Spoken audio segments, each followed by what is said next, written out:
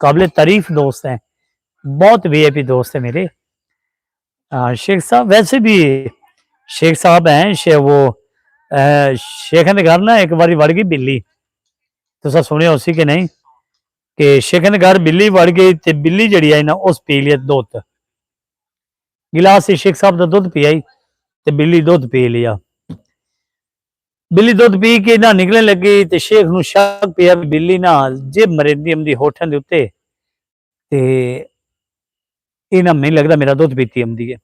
शेख साहब जल्दी जल्दी ना छोर अंदर बजाय बजा वेख्या गिलास में दुध पिया, उतने बिल्ली पीता। छोर अंदर जल्दी जल्दी गया, उस वेख्या तो हाँ पीता पिया। वो बाहर निकला, जी अबू जी बिल्ली तो दुध पी गई है। अबू अपने बच्चे नाल लिया, बिल्ली नूं बलना शुरू कर दिता। बिल्ली नूं बाल बूल के अंदर ढक लिया, अंदरों कुंडी दे दी। जो कुंडी दे दी तो शेख साहब वो गिलास च आया, बल्कि वो गिलास नहीं, शेख साहब को उस वड्डा बर्तन उठाया, वो उठा के उस बिल्ली बिल्ली चौवन बह रही है। जो बिल्ली चौवन बह रही है, बिल्ली बड़ी ना रुनी शुनी ते बिल्ली को ना उतो आमन वाले किसे पूछा कि भाई तू इतना क्यों रो रही है।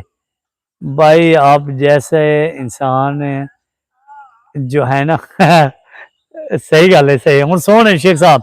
अच्छा बिल्ली को किसे पूछा कि तू इतना रो क्यों रही है।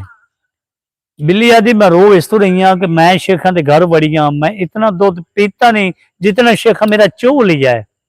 शेख साहब मैं इतना टोवर नहीं करना, इतना खाना नहीं जितना तू मेरे उत्ते लवा रही है।